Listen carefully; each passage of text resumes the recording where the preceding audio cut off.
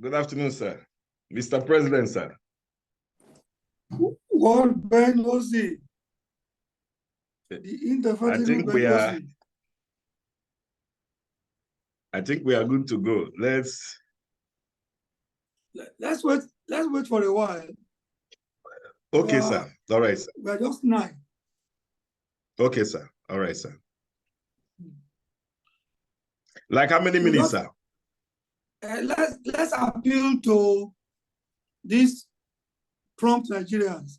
Antinkechi, Kingsley, Batonberry, Mosasa Chair Patrick. So please give us up to 10 minutes.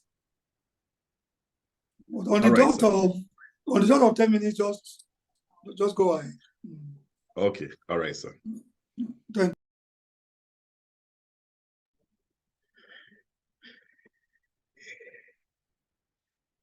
All right.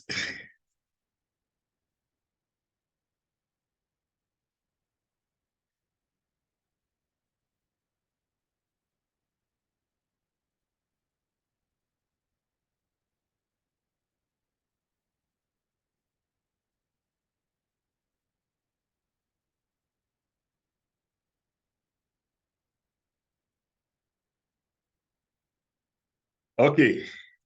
I think we are good to go. A very warm good evening, distinguished ladies and gentlemen.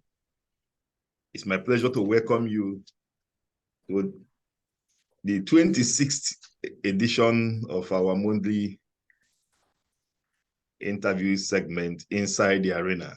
And today, Inside the Arena is a very distinguished Nigerian, a very distinguished engineer who has cut his niche in the engineering practice in every conceivable parameter. He has successfully served the society in different capacities until he became the president of the Nigerian Society of Engineers and served for the years 2014 and 2015. It's my pleasure to welcome inside the arena today our indefatigable engineer Ademola Isaac Olorunfemi, fellow of the Nigerian Society of Engineers and fellow of the Academy of Engineering. You're welcome, sir. Thank you very much, Ben. And I am your host, your regular host, Engineer Ben O.C. Oko. You're welcome. And before we start, let me quickly take us through the rules of the game. You know, we are inside the arena. You can see that our guest is already seated on the hot seat inside the arena, waiting for us to direct all the questions to him. And the first segment is what we call the direct free kick. And the questions or all the shootings will come from the host to the guest. And he'll be the one to respond to the questions. And after that, we go to the corner kick segment where the participants we have the opportunity and the privilege to ask questions. And we also have the right to flag any question that we consider inappropriate or has gone beyond the bounds of propriety. And when we do that, that means that the guests will be exempted from responding to the question. Then we go to the extra time. The extra time is a time when we also put the participants on the hot seat by asking them questions about the life of the guest. And the lucky participants will be going home with fantastic prizes. And today, we have 2 telephones that will be won, beautiful phones. And we are going to be presenting them and we'll be telling you the names of the sponsors of these phones. That will be the last segment of the program. So please stay tuned, listen attentively. And the questions sometimes can be very tricky. That's talking about the questions to the participants. So pay due attention as we welcome our guest once again to Inside the Arena, season 26. You're welcome, sir. Thank you once In a again. nutshell, who is Engineer Ademola Isaac Olorunfemi?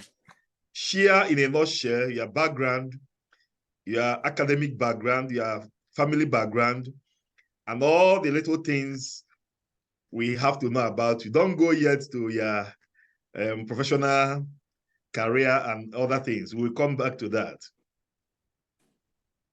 Thank you very much. I'd like to thank you for this privilege. I'm not taking it for granted. I'd like to welcome all my sisters and brothers that are already here, starting from Big Auntie Kichi. I've not looked at the long list. The world president is there.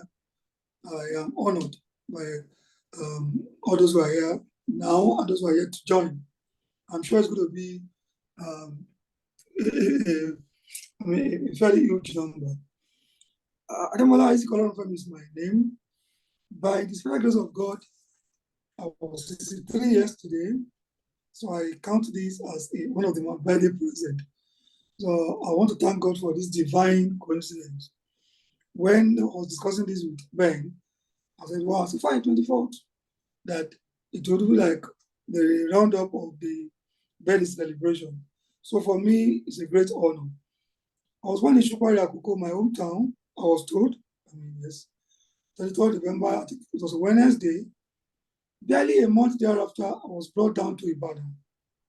My dad, of pleasant memory, I was a policeman. He was stationed in Ibadan then. For those who are used to Ibadan, that's the area of Iwo Road now, Idiape, by the junction of Bashoru. There was this police barrack there, still there.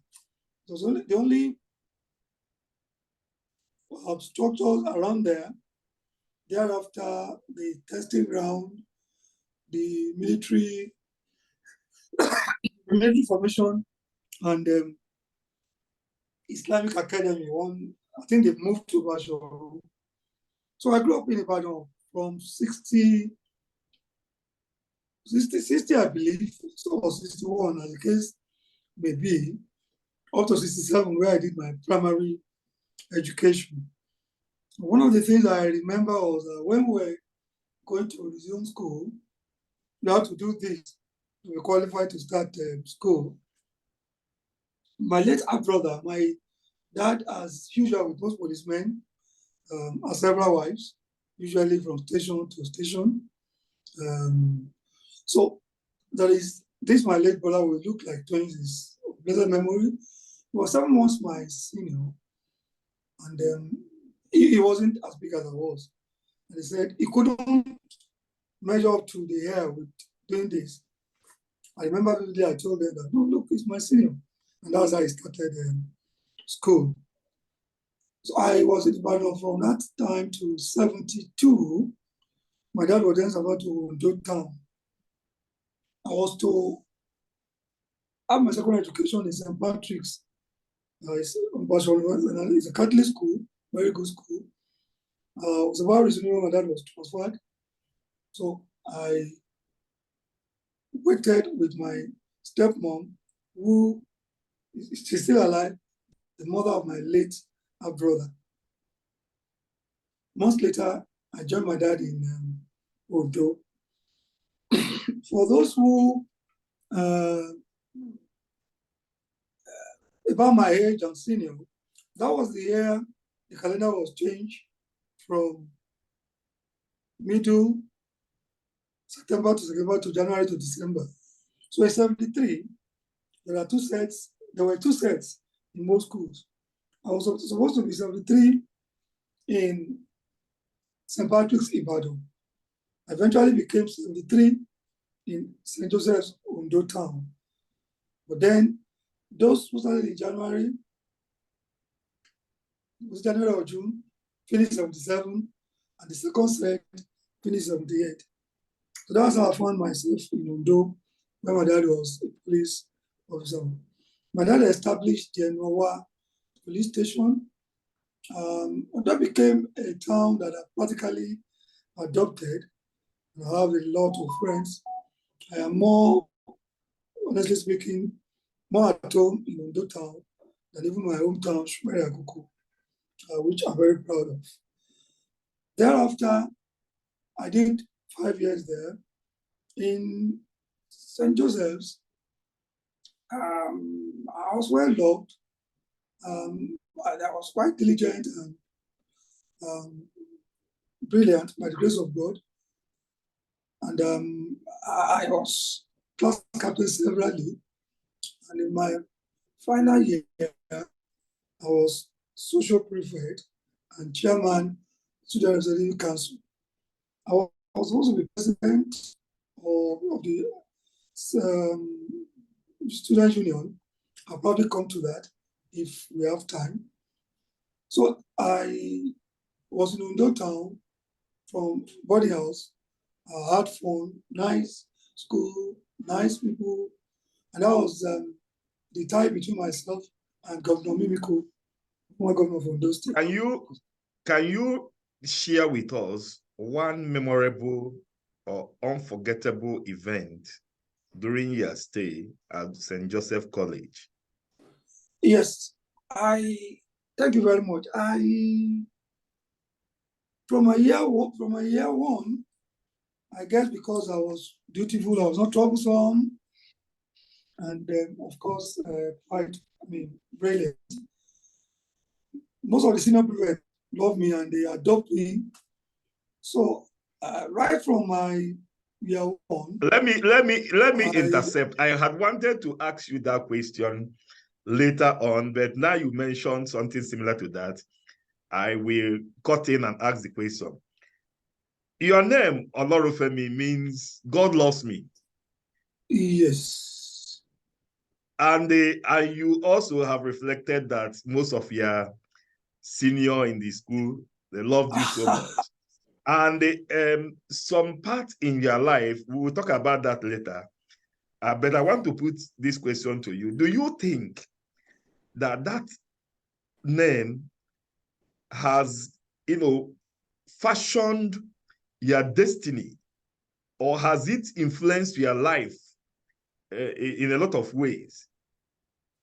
Definitely, have yes. you experienced, let me put it directly, have you experienced the love of God in your life, the story of your life? When you are asked to tell the story of your life, can you emphatically state that it is a reflection of the love of God? Without doubt, that is it. I have been privileged. God has been very generous to me, almost to the point of being partial to me.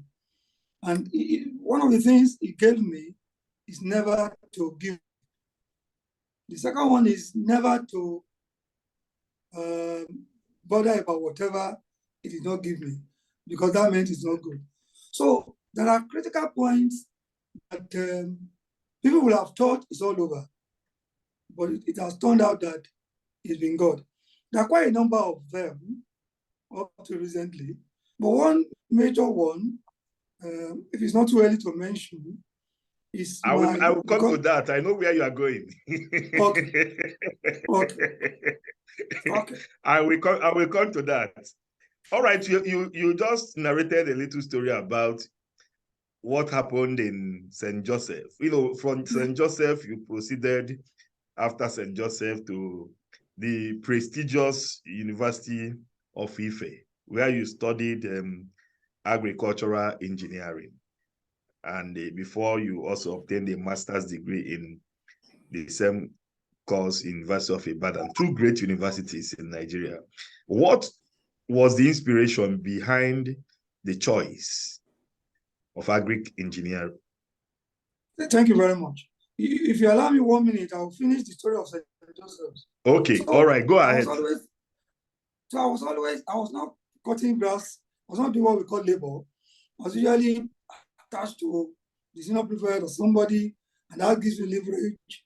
I have extra food, take their food. This particular one, I was attached to the chapel, as usual in Catholic. And the other was we're cutting grass on the field. The first year, and there was rain. And all of a sudden, there was lightning.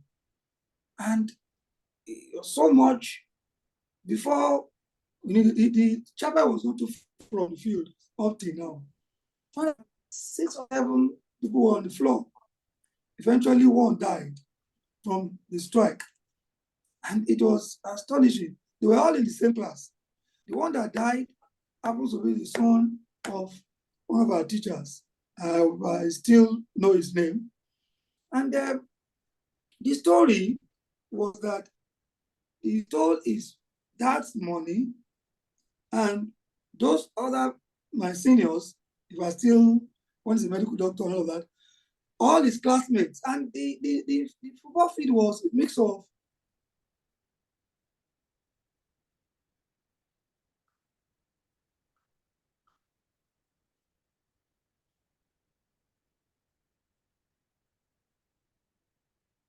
was that from your end? No, continue. I can hear Okay. you. So the entire people that were affected were his classmates. He died, his stomach was burned. I was one of those who got there. When somebody touched the stomach, I mean, it was cooked. So we were told that the dad now went to the gods of lightning. I said, whoever stole his money and all those who partake will be struck by thunder. So I don't know. I mean, so that I will not forget that for life. I still cannot marry that. They were all in the same class, and the entire field was full of everybody. We were sent home, of course. I almost didn't want to come back to school. All those of us who were in school then, I'm not sure anyone will forget. Yeah, I was one of those who wrote the first JAMB in 1978. And then it used to be published in the newspaper. Immediately we finished exam, I went to my uncle in Ibadan. Unfortunately, it's also late now. And my dad was then we transferred to, no, sorry, I went to my dad in Ido-Ekiti, in Ekiti State.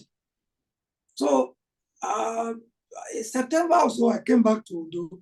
There were no phones. I didn't know they've been looking for me.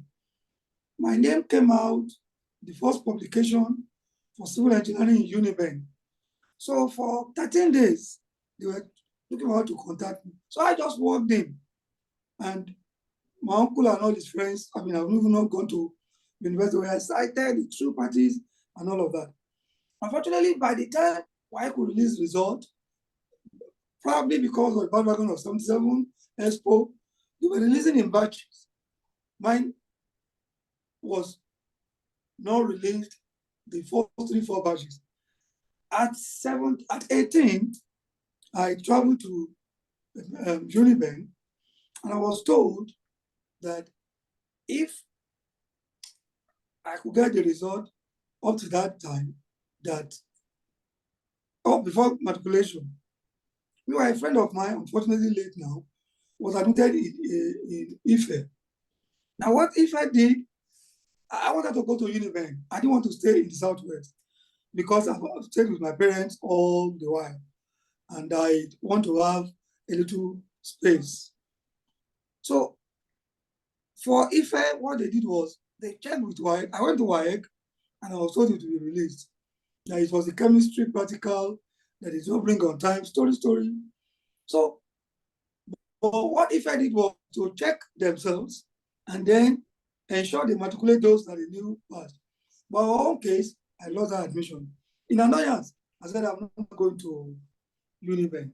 So I chose Ife against civil engineering. That was the second JAM. I also passed that.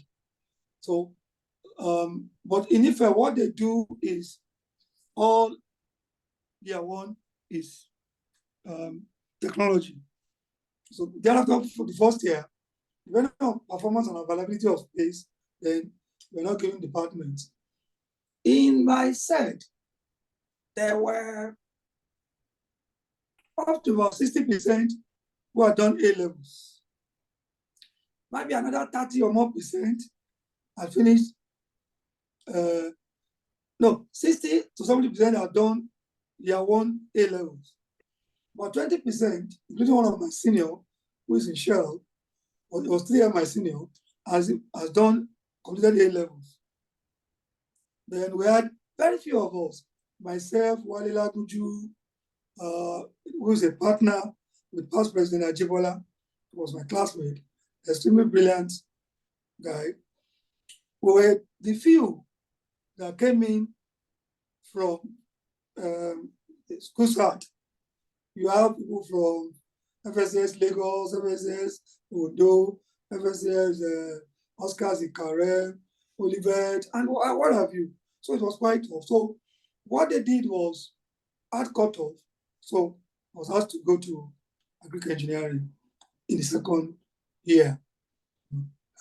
For me, it later turned out to be something that I knew it was divine. Agric engineering has given me so much joy and so much first.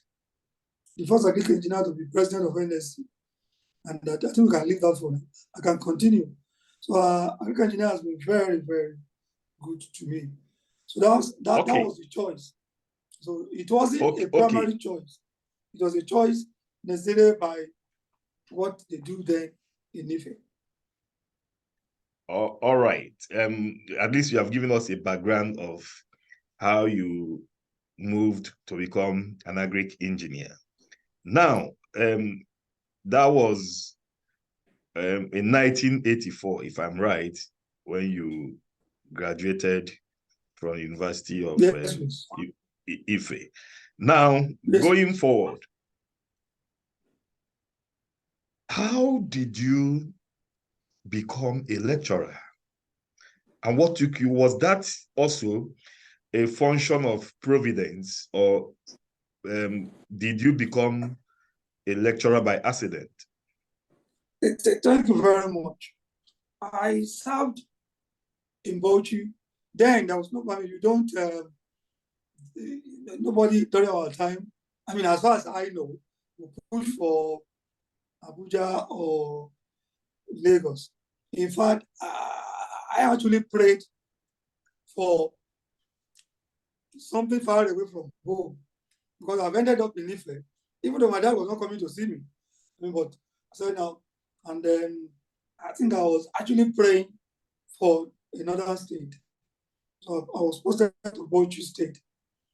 Camp was awesome. I had fun. And I can still remember a lot of my colleagues. I was very, very popular in the camp, even organized parties in the camp. So I was posted to Granite Port, Bauchi, in the town.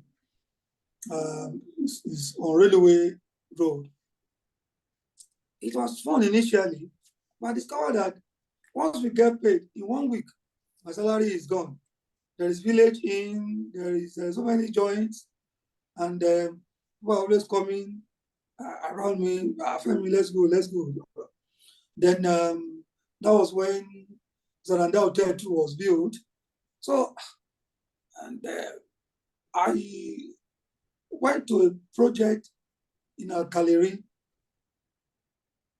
still in Bauchi then, I guess Gombe now, because I'm in soil and water. So things that had to do with irrigation. So we were taken to Dadinkoa, then in Bauchi State, but boundary of Bauchi and Borno, but now in Gombe State. So, and I saw the dam, I saw the quarters, the quarters is called one beautiful name. Then late Alhaji Ashiru was the MD of the River Basin, who later became minister and governor of the state. So I said, look, I must come to this place.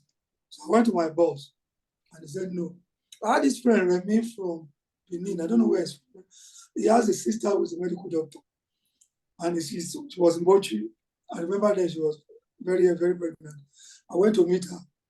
She now went to help me beg my boss. So I was moved to Dadinkoa for my friends. Dadinkoa means enjoyment for everybody. So that became enjoyment for everybody. Dadinkoa, yes. So Oh, that was I fun. will come to We're living that. at the junction of the dam, colony, it's called colony. Well built, there was Shawmont, the dam was being built then, and all the irrigation components. I was there initially with Abiodun Adigun, son of the then minister. I think that eventually became finance or government plan in Ibadan. He went to Unilorin. A few others joined us. The letter Alhaji gave standing order. We got to the colony. Everything in the beautiful bar is anything we take, whether it is groundnut, it is a whole goat, it is drink from now to evening, and we have whatever number of guests we have, we just need to sign. So I became very popular. So the people would tell themselves, look, better go and meet Femi Dadinkowa. So when they want to describe, they say Femi Dadinkowa. So and there was swimming pool. Adigun and I thought, okay, Adigun taught me how to play badminton. We taught late Alhaji Ashiru. So we became very close. It was fun. So while there, I mean, I'm happy to read the newspaper. I saw an advert in the newspaper calling for students for Lacoste Tech. So I just put up an application and I sent it down for lecturer. My intention then was that would give me an opportunity to do a master's and then a PhD and then get out and do something else. So I sent it in. So when we finished in August, I came home and I tried to locate the place. Then around the toll gate, Ikosi, they call it Ikosi. My dad was living in the police college in the Ikeja GRA. He was then in the printing press with one who was saying, I hope he's still alive. He might not be. So, so that was how I came into lecturing. I only saw an advert of the school for students. Then I now sent application to lecture. So, meanwhile, I was PRO, Student Union, Engineering Students in Ife. I was president of Agric Engineering. So I got to know late engineer Oluwawoyinfa right from school. And he gave me a lot of lead. I used to travel to Lagos, Kwasi, past President Olugbekan, Oyibo, this tall director, Ibrahim Tahir of Nitel, the president to Eleye. Little did I know I would become past president. I was going to them for advertisement, support. I would leave school, and doing all of that. I would go to Engineer Oliver's house in Shogunle, Ikeja GRA there, Ikeja of Awolowo way. So I knew him way back then. That should be like 81 or 2. So that gave me a lot of exposure. It affected my studies a little bit, but I don't mind. Okay. So, and after the Engineer, in fact, I said, no problem. No, before then, I now went to the school.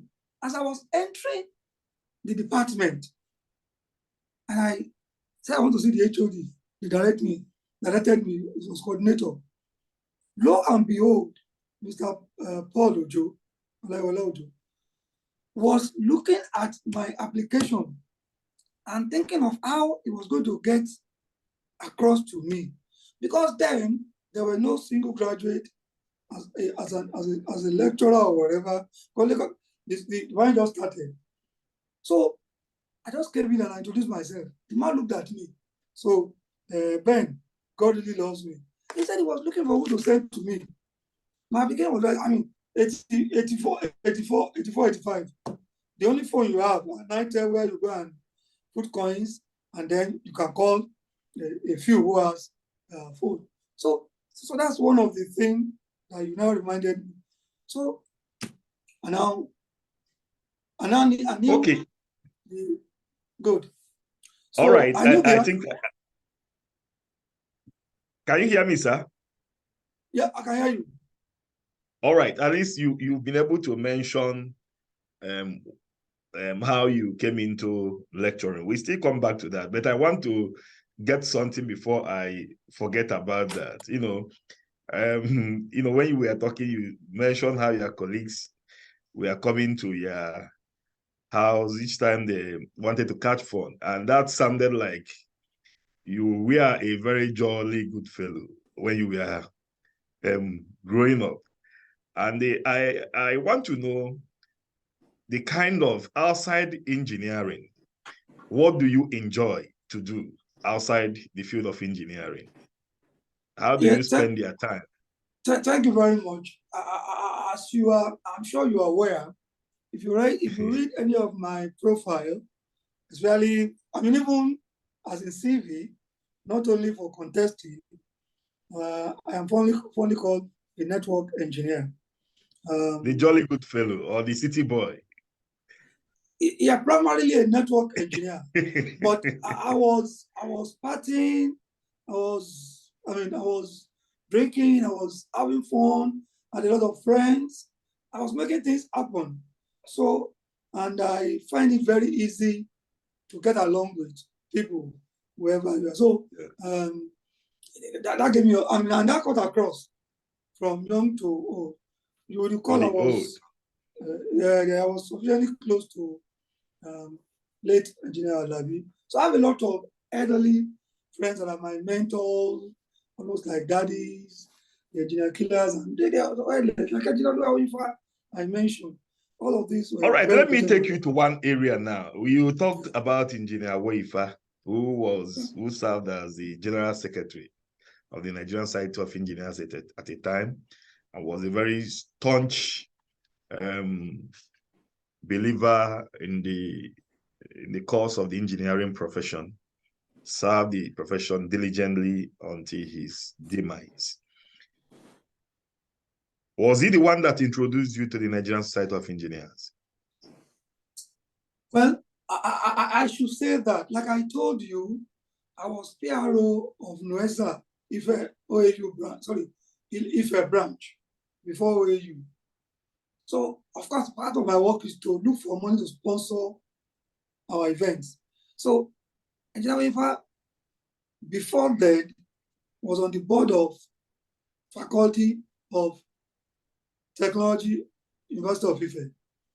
And there was no dean that allowed him to leave that board. He was there till he passed because Engineer Weifa will link you up. He knows somebody somewhere. So he will link you up, and he's very passionate about that. He will give you notes, he will follow you. The person that followed after him is late Alabi. So yes, he was actually my main mentor because I was coming to him as PRO of student engineers, and he was sending me to Engineer Obosi, Engineer Lubeko, Engineer Tejo Eleye, Ibrahim Tahir, and so all in line to get support for engineering. And it was the one and the wife that got used to make me work in Lagos State Polytechnic. Because immediately I gave him feedback, I said, Bola Oloro, of blessed memory, is his very good friend, also to Professor Lakma Kojola. So that was it. So I was the first graduate in agricultural engineering in Lagos State Polytechnic. Yes, he's definitely the one. I never gave it the direct thought like this, but definitely he was the one. He was. All right. Your service your journey in the Nigerian Society of Engineers, if I would say, started in Ikeja branch of the Nigerian Society of Engineers. You served as technical secretary and also served as publicity secretary between 1994 and 1998. Now, after that, when you were serving in these capacities, did you at any time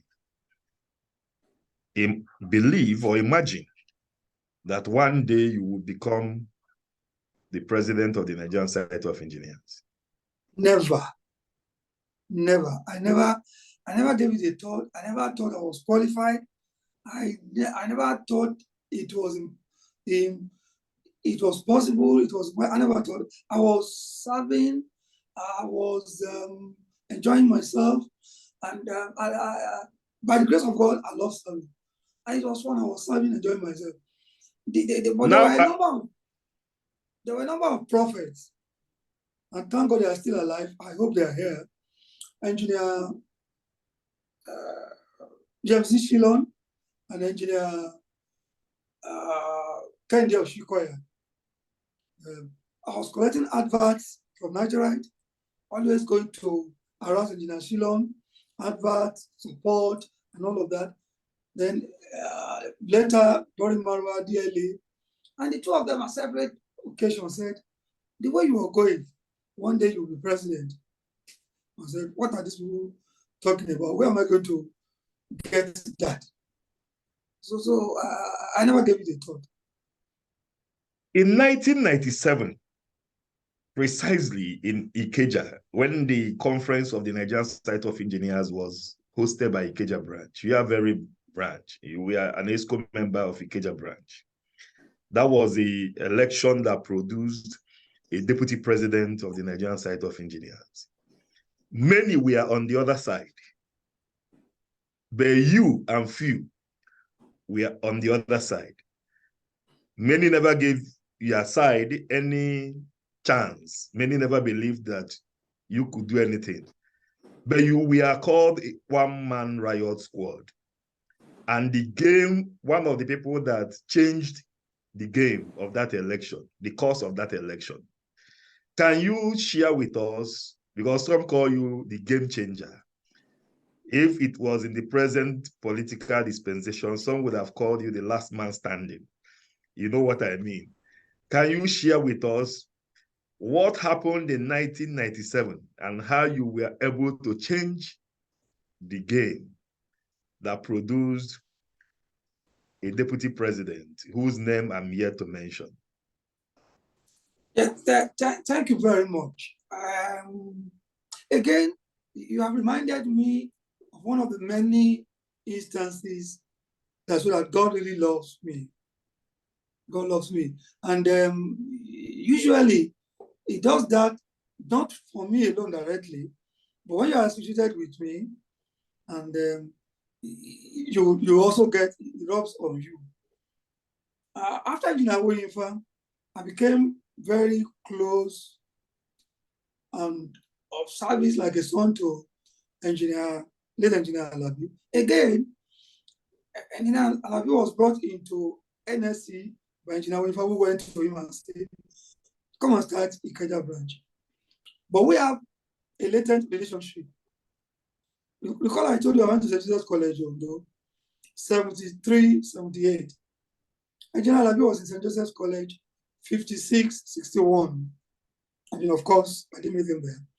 But we met at Old Boys. And if I should say this at this point, it didn't take much time for us to gel. And I became practically like his firstborn. And he called me Omoaba, the son of the father. There were a few other Omoaba, that later joined me, including female, incidentally our deputy president, Ademola Video, and a few others. So I was his PA, sort of. Anything that has to do with St. Joseph, NSC, family. Yeah. So he did a good job when he started. When he came up and started in 1993, I was not active immediately, but shortly after I got involved, and Engineer Gaspar was the secretary. Engineer Gaspar was my HOD and my friend who came from Adoekiti. So he wasn't having time because he then became acting deputy rector. So I was coming up for him as a friend, and I was also close to Babala. He was giving me all kinds of job. So it wasn't difficult for when Engineer Oshodi, who was the first technical secretary, finished, And because I am lecturing, I was made technical secretary. And in all modesty, we did so much.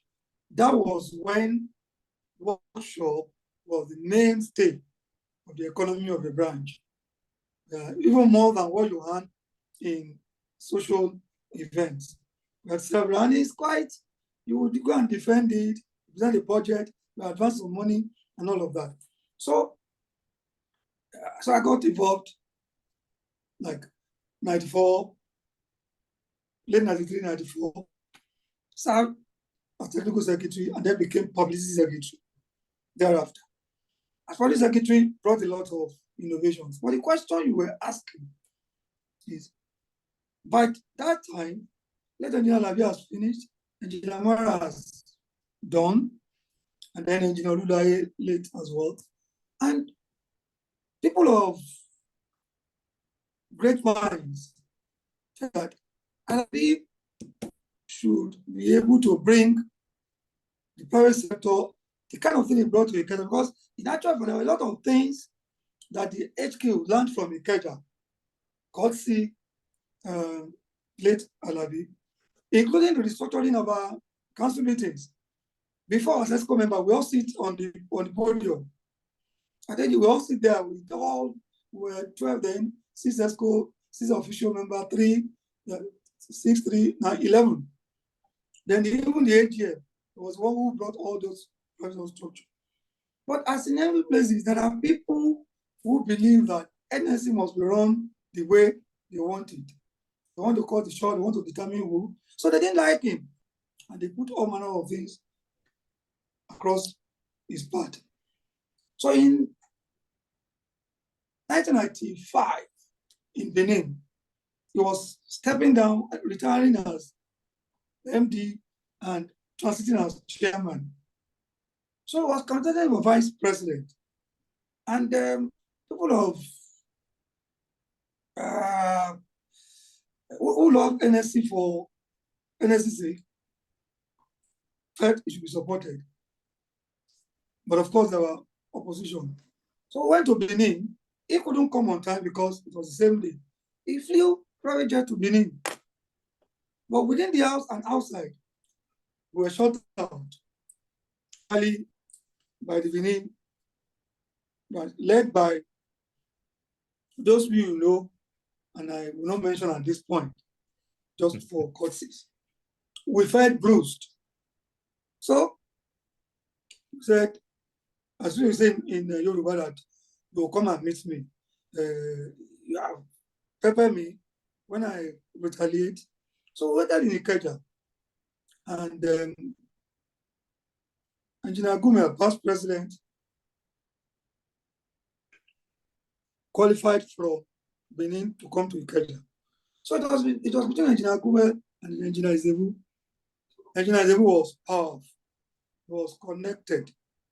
And he has the crop of friends up there.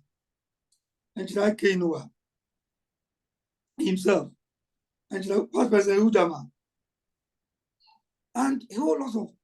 So just like my own election, it was thought that it's a done deal. And I must say this with due respect to my northern brothers. Then people were not looking at race.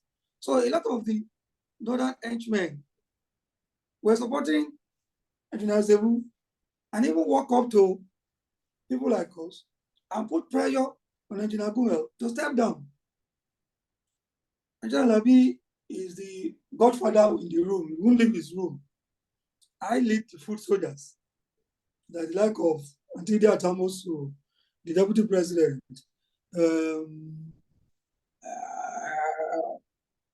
Ayafani Moko, a lot of us then, a lot of us. But in preparation to the year 97, we planned for 2 years or more. There are several committees, but for over a year and a half, I was the only one working with Engineer Alabi as whatever. So all the community thing. I would leave his house in GRA.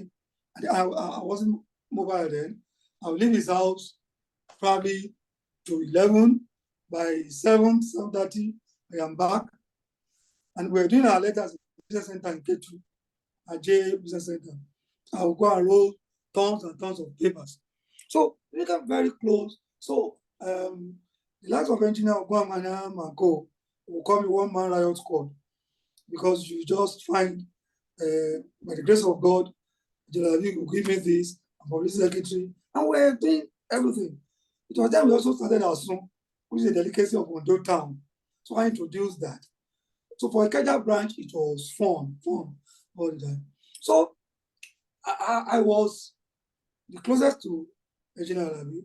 I was the person that was more involved, and I also knew I had a lot of contact. And before then, I'd also been political. Can you take us to the conference? What happened on the day of the election? On the day of the election,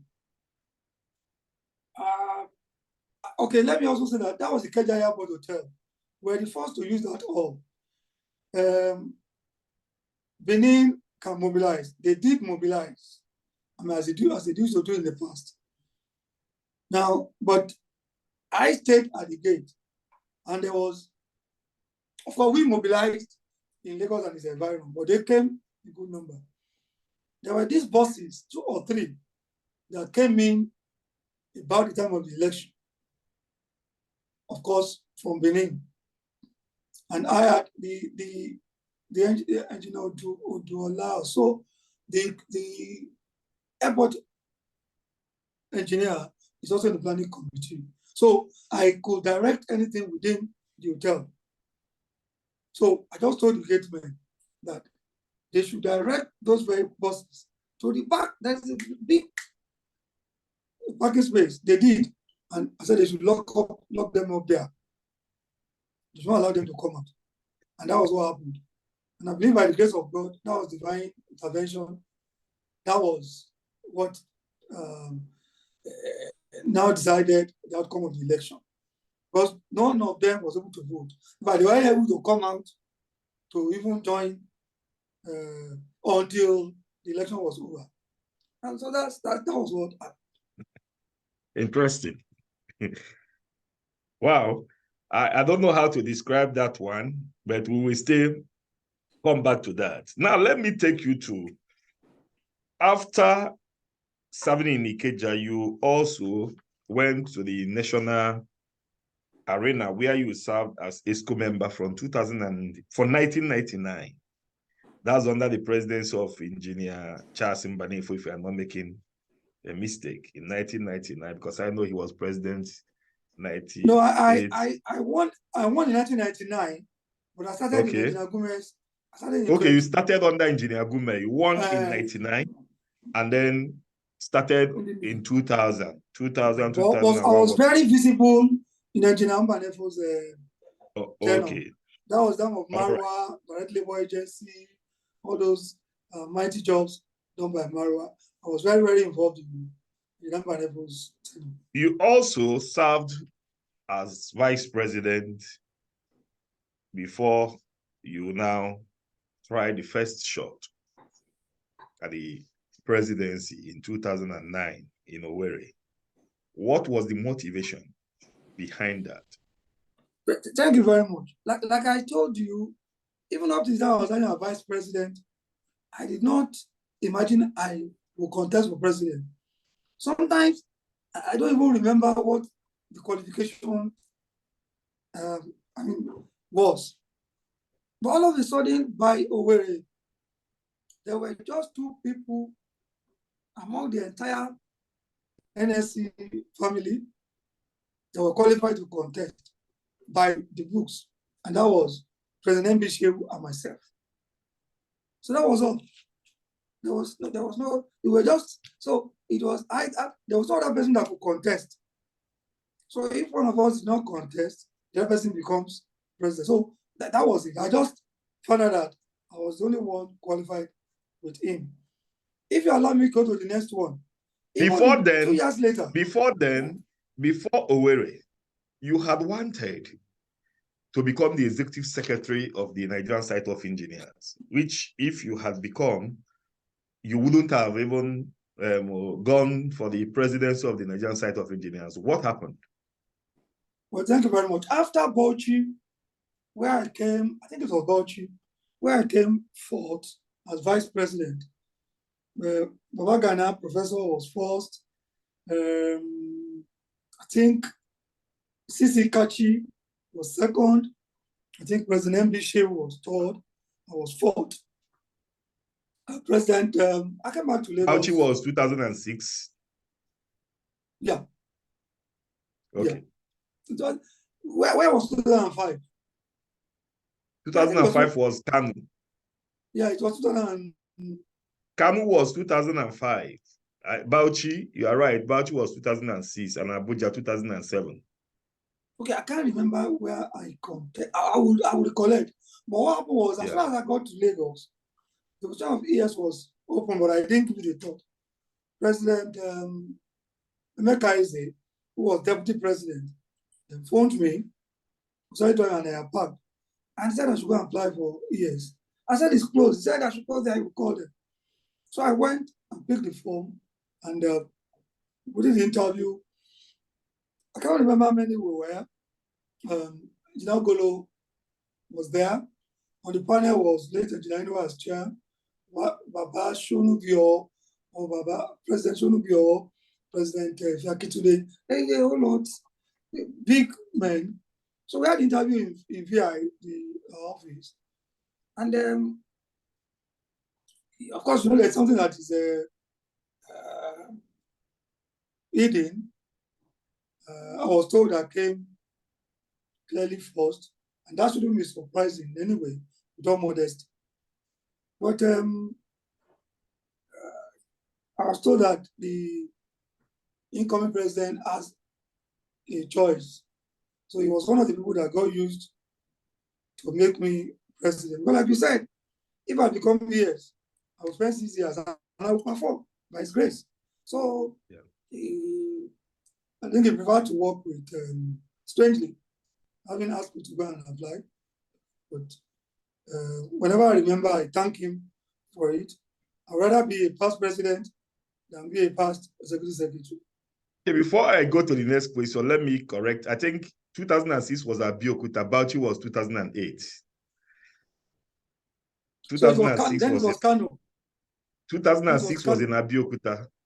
Kamu was 2005, and Bauchi was after Abuja 2007. 2008 was Bauchi. Then we went to Owerri in 2009. So the election must have been in Kano. The election must have been in Kano. Yeah. Kamu was 2005, where Engineer Ali was elected as deputy. Yeah, you're right. You're right. Yeah. The engineer, President Eze was deputy before then. You're right. Yeah. It was right. Kano. And then when you lost in 2009, one would have expected that you would drop the ambition. What was the motivation again that took you to 2011? Just the motivation. Then I will come to 2011. God's love. Again, in 2011, I was the only one with President Mokolu that was qualified to contest. Okay. Yeah, so interestingly, at that point, I was not qualified to contest for even vice president because I don't know how many I were possible in my shoes. I was never the chairman of a branch or a division. So by the change in the so if you had lost in 2011, that would have been all over. I would have gone to contest for chairman of Abuja branch. Or Ikeja branch to begin again. Now let's come to 2011. I was there. I saw it live and direct. Nobody gave you any chance. It was a carry go.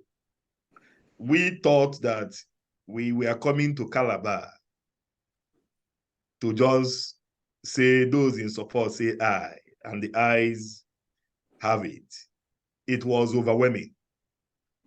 And then suddenly, there was a twist of events.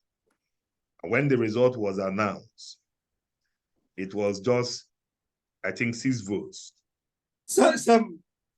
Did you, when you were going towards the preparation for Calabar, if anybody told you, even a prophet, if Prophet Isaiah or Jeremiah or Ezekiel had met you in your dream and told you that that election in 2011, that you would come out victorious, frankly speaking, would you have believed that?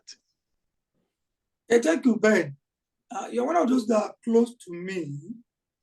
One, like I told you, I know God loves me. And I think it's one of the things my friend, Chigeri Ravi, will always say that I know God loves. You see, so I have God's love. Secondly, by His grace, I am not a desperate person. Recall what we've been saying. I never, you see, people have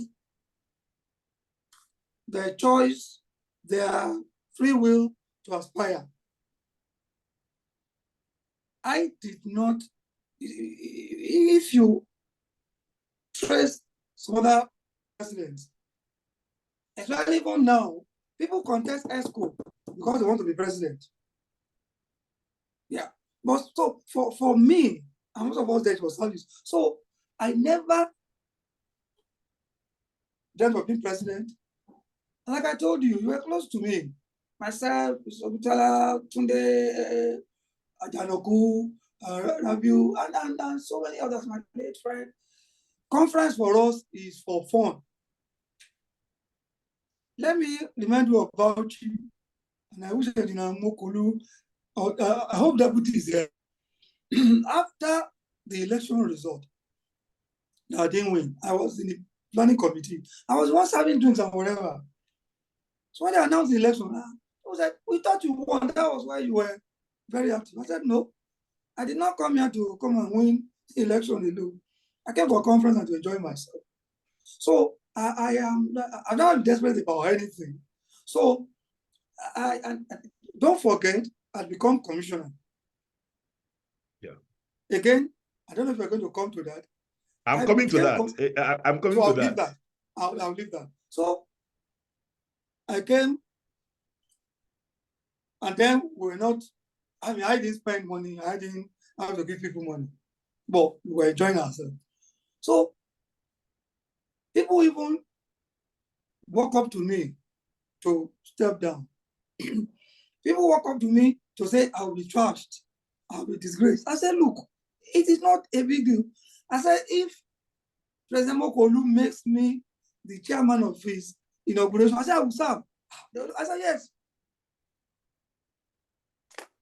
So after all the campaign, recall when Deputy President, myself, Janoku, Chigeri Rabiu, and a few others were always, it was Calabar Carnival. We enjoyed ourselves. So, two people very close to me, they're still alive, with their wives, about 3. They call me my first name. Say, look, you have tried, though. If you lose, take it like that, though. I am wise enough to know that they thought I won't win. They are my people, they voted for me. They're very close to me. They said, I said, no problem. I said, so I won't be, if anybody has told me, and somebody did, I hope she's able to join. She's having a meeting of 50. That's my wife. Who is that? My wife. She told me I will win. Is she the C1 Olorunfemi? That should be my son. Yega. Okay. That should be my son, electrical engineer.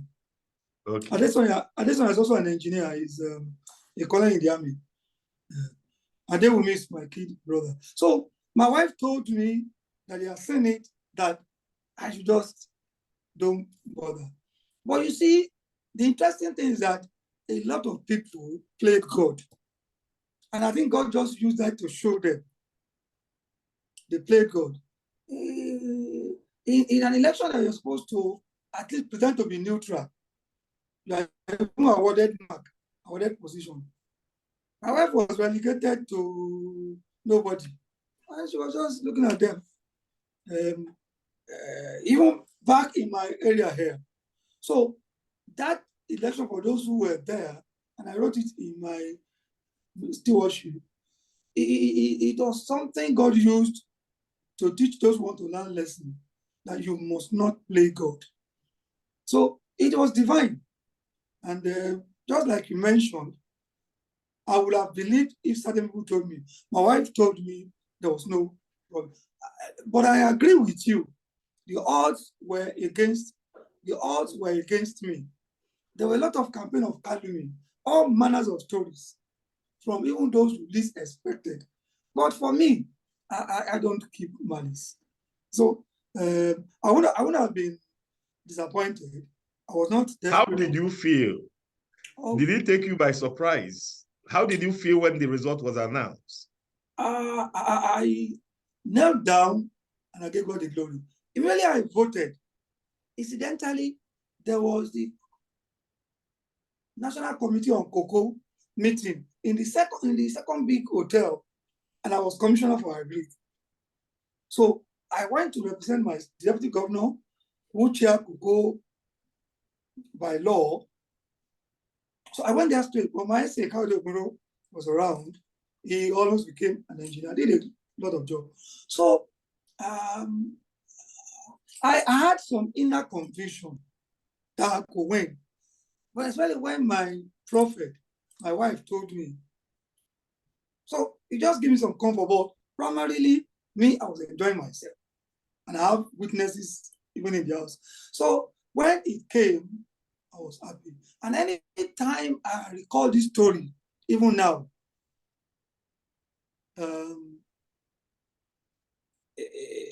my eyes got wet. And sometimes I cry. But I saw that God showed himself. Because I was maligned for no just cause, even from my base. A lot of times when I record this story,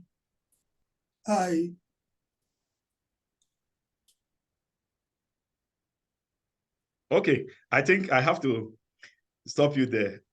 Truly, I say I met you first in 2009 in Owerri. That was the first time I came in contact with you, though we didn't know well. But when I knew you well was in 2011. I remember I was technical secretary of Abuja branch. We were meeting in UTC. I'm telling you this for the first time. UTC zone Gariki here, area 10. And naturally, anybody contesting an election would want to come and talk to the branch towards the election time. And you came to our meeting. I think Engineer Akinte was no, not Engineer Akinte. Engineer Ozoko was the chairman.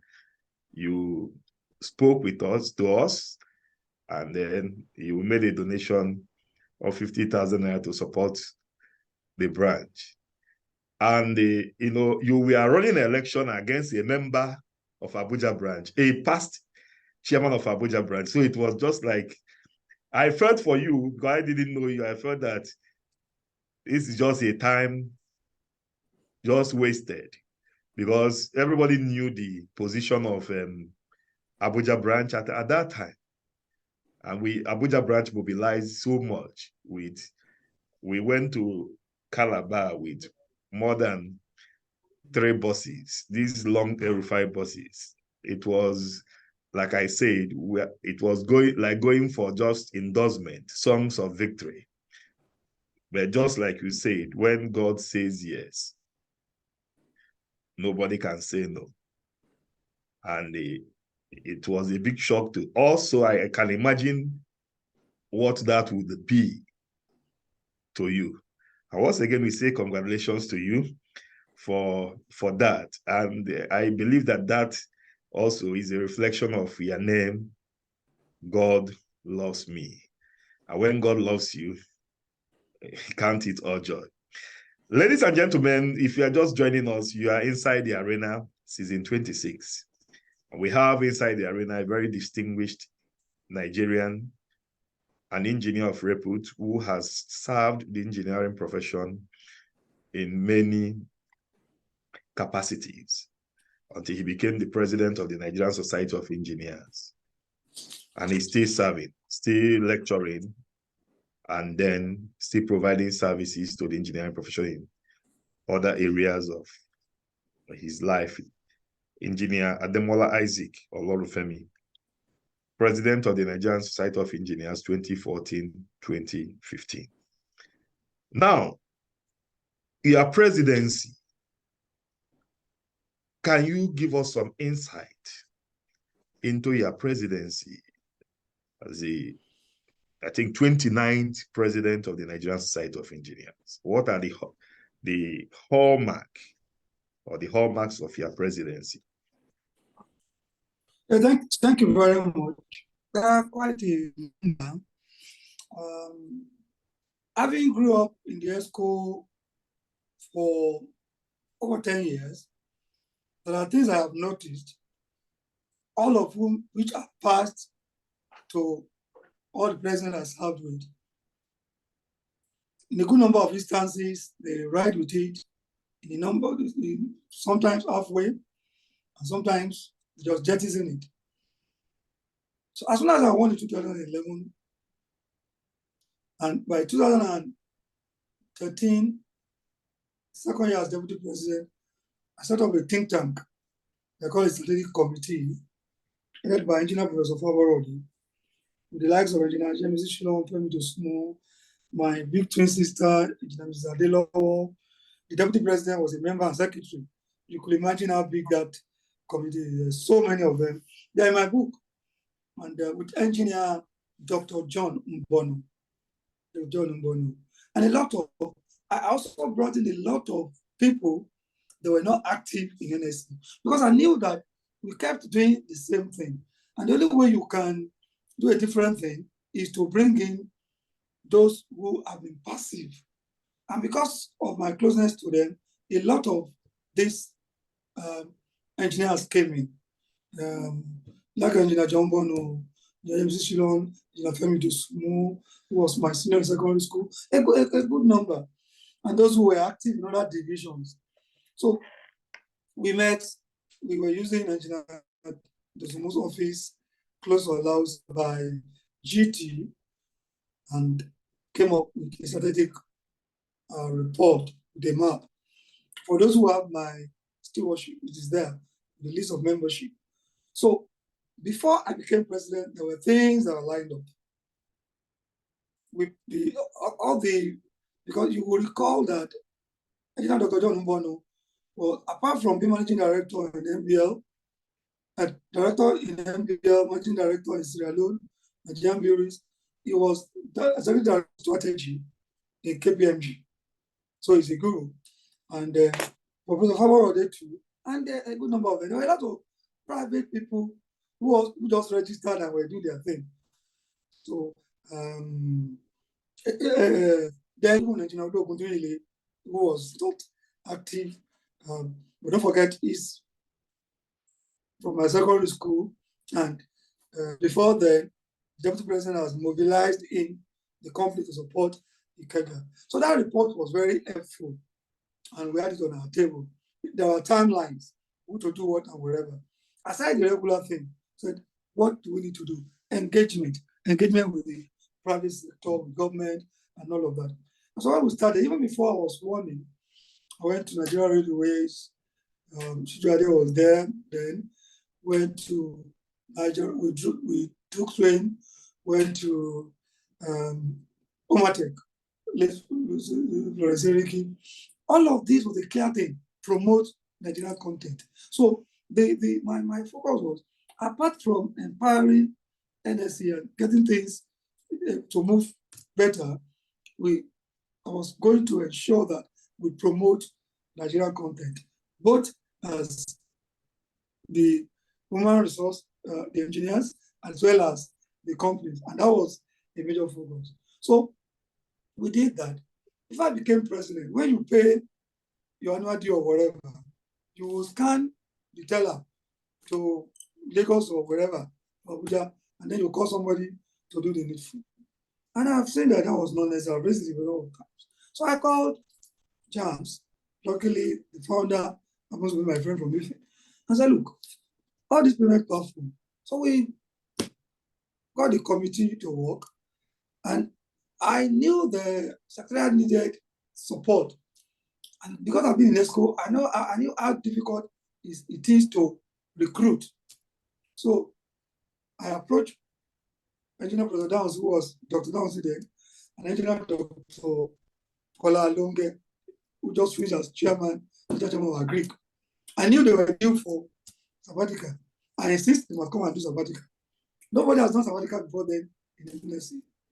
So, perfected that, I brought the two of them.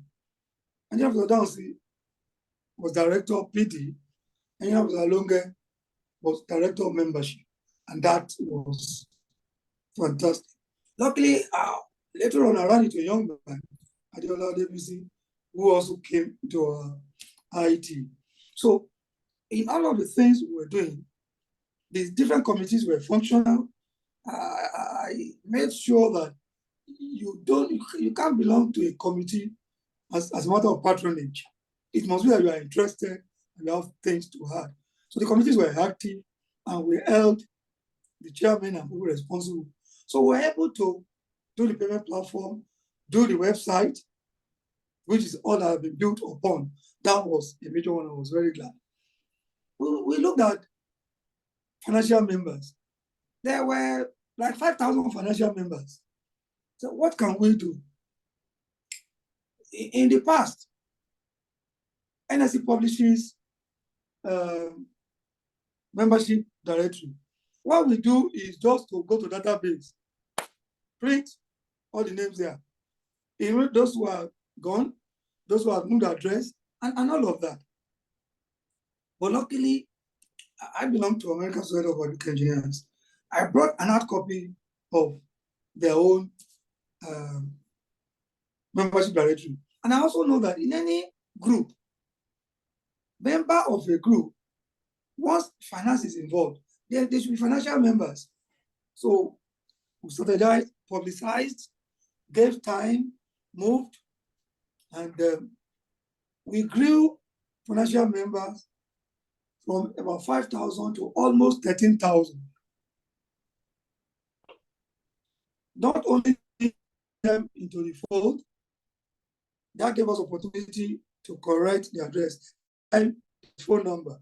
At that time, there was email, so it was easy. So we had about 13,000 members after that exercise.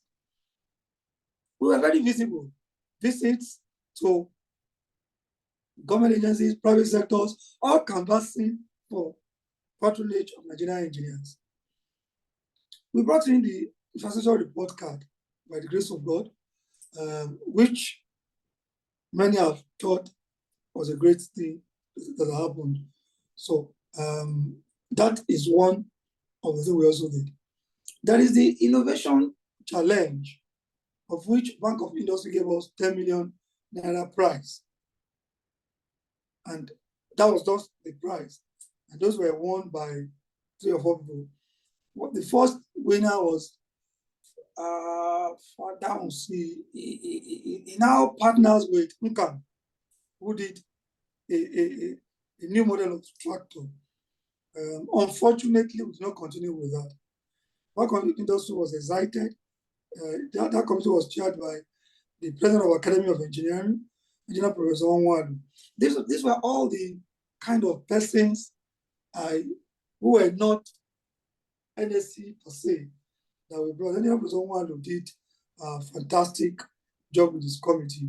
So we did the innovation challenge. We grew the finance of NSE by all those activities for the first time to the billion mark. By the grace of God, my tenure grew NSE finances to the billion. But that was when we started running, budgeting and projecting in billions. Because of our time, I will just stop at that. Okay. Now, that is the high point of your presidency. Are you conversant with this topic? Agricultural engineering, the brain box for food sovereignty and national development. Yes, I am. What was the topic for? That was my October lecture. The October Yes. lecture, as most of us we know, are given by past presidents biennially in terms. I want to combine my second question, my next question with this. This was the topic of the October lecture you delivered in October 2019. Now, precisely in 2011, you were appointed as the Commissioner for Agriculture in Ondo State. You served till 2013 and also was appointed an SA to the governor, who is a very close friend of yours and also an old boy, if I am not making a mistake. Yeah. Now, we have always talked about in the country, what is the way out of this issue of dwindling economy? We are having, Nigeria is a mono-economic state, if you put it that way. Many have canvassed that we should have alternative source of revenue, that we have a lot of potentials in agriculture. We look at the Netherlands, that the entire landscape of Netherlands is not up to a country, Niger State. But what Netherlands makes from agriculture is in hundreds of billions of dollars per year. Even from flour alone. Yeah, and when you compare that with what we make from agriculture, and in the olden days, in the 60s and in the 50s, agriculture was the heart of our economic, growth and development. What has gone wrong? And what do you think we should do to bring back agriculture to the mainstream of our economy? And as the commissioner in Ondo State, what did you do towards that? Yeah, thank you very much. I will start with what I told my governor. Luckily, I came in at the time Dr. Adesina was minister at the federal level. And for anybody who has followed the Minister of Agriculture, Dr. Adesina remains the minister to be beaten. And because he came with the knowledge, he came with a passion, and he has a pedigree. Little wonder he's now president of the bank. The unfortunate thing in our case is primarily the policies of government in the last 30 or more years. The design, the implementation by all those majority of those who are in charge are for themselves, self-serving. So I told my governor, I said, Mr. Governor, then when I was SC also, I said, until government start ensuring that in the MDAs, part of your salary comes from what you earn. If you take my Minister of Agriculture, for instance, we do cocoa seedlings. It's a lot of money that you sell to farmers of all kinds. We do tractor hiring for land preparation and all of that. You have other crops that they do the nursery. You have advanced services for other engineers. And I can continue. And for every MBAs, there are things that will earn money. I tell you in Ondo State. Then my governor caught those who took the state tractor to go and steal, cut the state wood.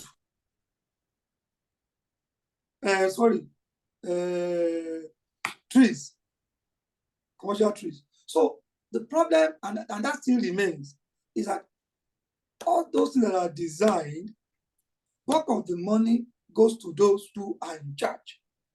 So until and unless a policy comes out that says, look, I told my governor, I said, as long as any staff in this ministry gets alert every month of salary without recourse to me or the peers as to whether the person came to work at all, and if he or she does, whether it was ever profitable.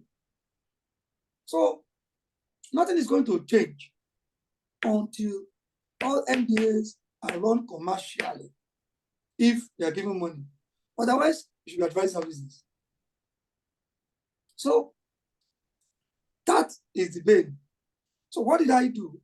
When I came, the ministry was practically moribund.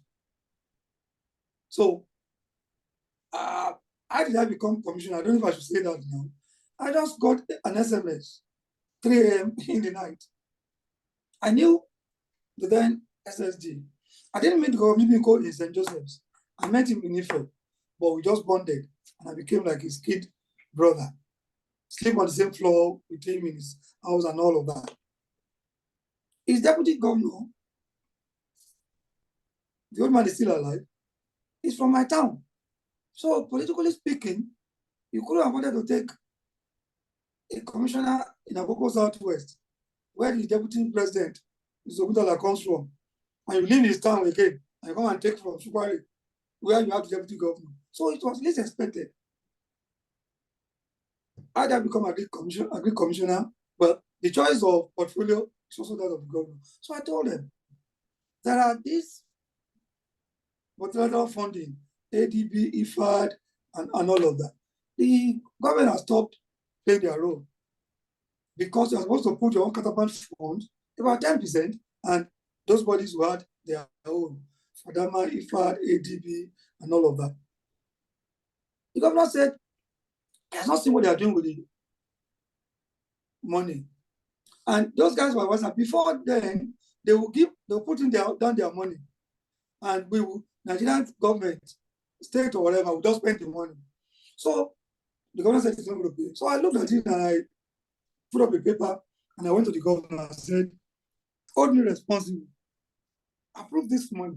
Let this one come out. Luckily, that the programs to be done are laid out. So he agreed and said, I hold you responsible.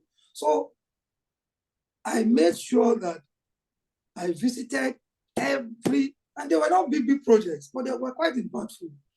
The farmers are formed to cooperatives.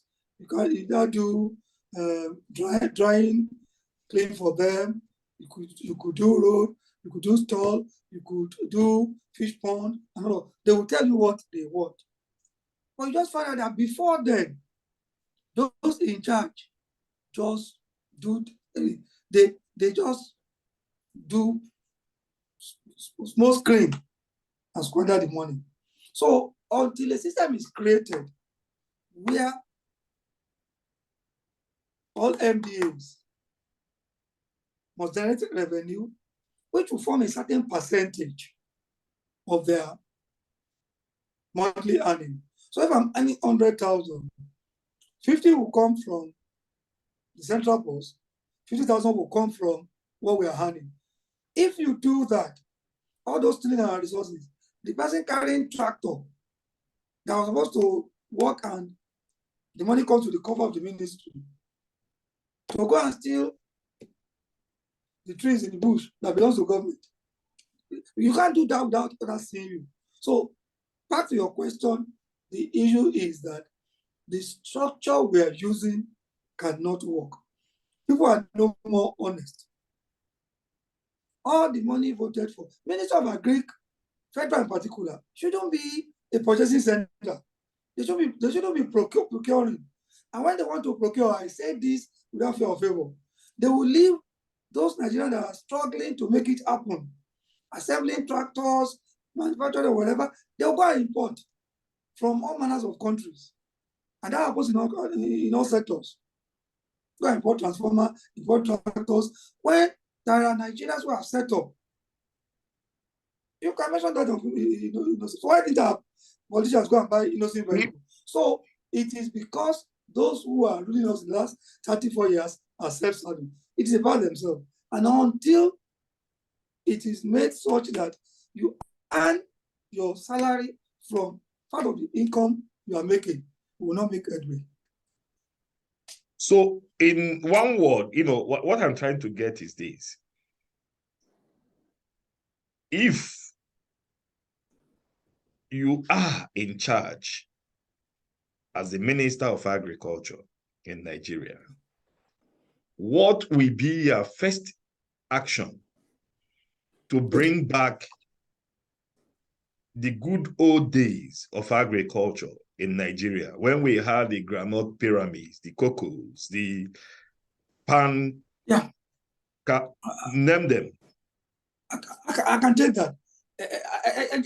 Dr. Adesina did very, very, very close to that. He got all stakeholders. You don't sit in Abuja and decide the policy direction of agriculture and what they're going to purchase. And that's what the civil servant does. That's what the ministry does. Adesina called, that's when you have ATA, Agri Transformation Agenda. The program was drawn from the scratch. Intervention in terms of input and all that was done electronically. We don't have database. The first thing that was done was database, verified database. Private sector was to drive it. So what I will do, will be exactly what Adesina does. If we had continued that trajectory, is to say, look, any policy must be from bottom. Those in the ministry who don't have a farm, who don't know anything about farming, they will just bring one PowerPoint and that is also involvement of real stakeholders, farmers, private sector, and we must be open. And we must start to ask ourselves, when people get to positions and all of a sudden they become multimillionaire, billionaires, and wherever, and we all keep quiet. So, because our money have been stolen. So, the stakeholders must be involved. Farmers and Adesina did that. As commissioner, we were meeting, we were agreeing, and the execution were not by the ministry people. They're also part of the committee. So that is it. The stakeholders must be involved, and it must be Nigerian-centric. There is no area of agriculture that we don't have somebody doing one thing or the other. Lucas, Origin, Harvest Plus, chemicals, they're endless. But government don't ever patronize them. Maybe now that we don't have money, they will turn to that. So it is, I will ensure that stakeholders sit down and formulate what we want to do. And it will be also monitored by everybody. Not a situation where somebody is down in Abuja or in Akure state capital and decides what happens. Farmers will form the cooperatives. We must have a database. Who does what? Kenya is doing it. Ethiopia is doing it. You must have an commodity exchange, which Adesina started. I almost got that through in Ondo, but when a new government came, that went. So it is the fact that those in charge are not involving those who should be involved. These stakeholders. All right. I know that many of our participants may also bring this up during the extra time, because I know that it has been the dream of every Nigerian to see Nigeria prosper and work again, especially in the area of agriculture and other sectors, the steel industry, all the areas that we've abandoned for years and focused only on oil. And I believe that one day, some people have already started praying, let the oil dry so that we can come back to our senses and begin to expand or develop other potentials we have in the country. Quickly, before we open the floodgate of questions from the participants, you have written, you have published a lot of journals, and and you have also published over 21 conference proceedings, and then many other publications.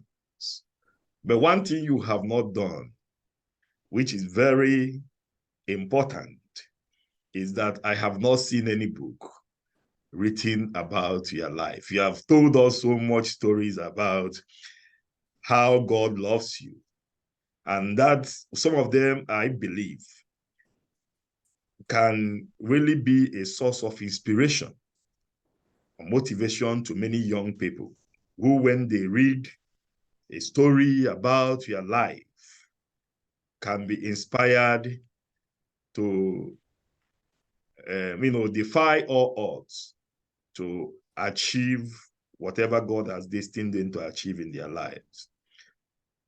If you are given an opportunity, or if you are to write a book about your life, what will be the topic or the title of that book?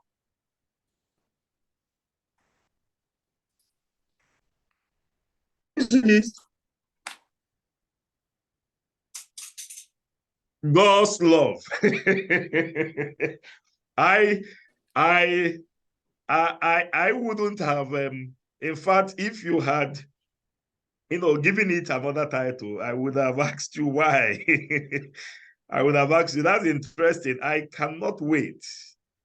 I am too eager, waiting anxiously to see that come to pass. And please, we appeal to you to do that as quickly as possible, because as I said earlier, it will be a very big source of inspiration to many young engineers. It's been a wonderful time with you. We would have taken so many questions about your life because it's very interesting. I would have touched other areas. You have talked about the infrastructure scorecard, which after you left as president of the Nigerian Society of Engineers, you also continued in that part. The NSC gave you that assignment, and you continue to produce the infrastructure scorecard, which also we send to the government departments as a guide when they are formulating their policies.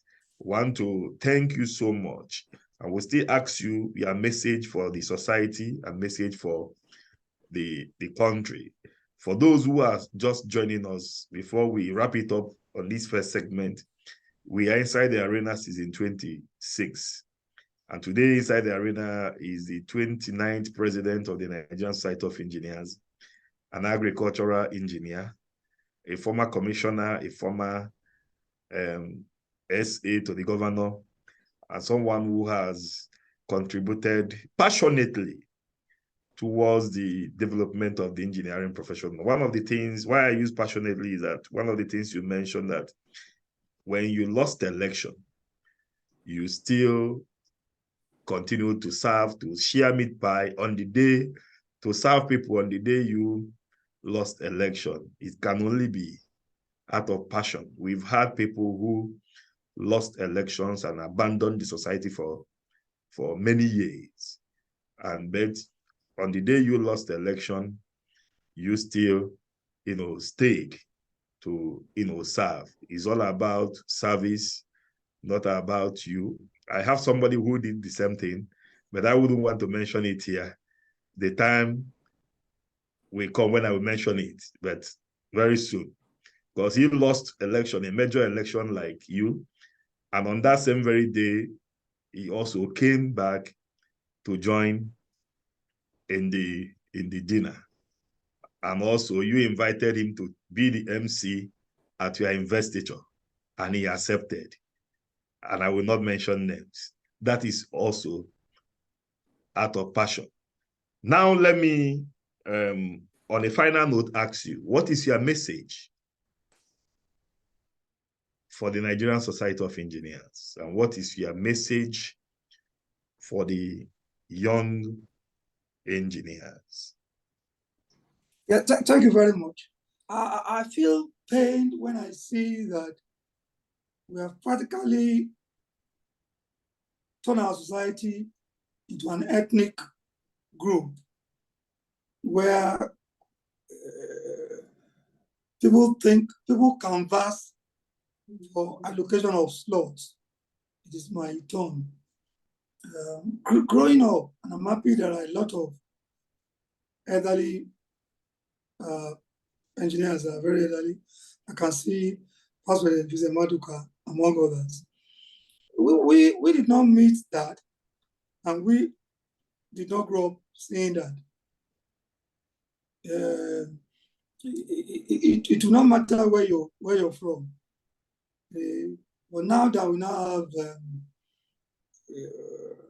people representing, I mean, you have to come from a particular zone or whatever. I pray and I wish that we can go back to the old times. If there are fine-tunings, there are, yes. We should be emphasizing divisions. Because the way we are going, it will get to a stage that when we will come from Southwest to say, you're from Ondo, after Ondo, from local government, and then town. So then I would want a situation where we'll go back to the basis and then emphasize divisions and nothing to say about where you come from. I remember a time the president, deputy, was engineer, is a deputy, and all of that. Civil up to maybe the president, deputy, the three vice president, and all of that.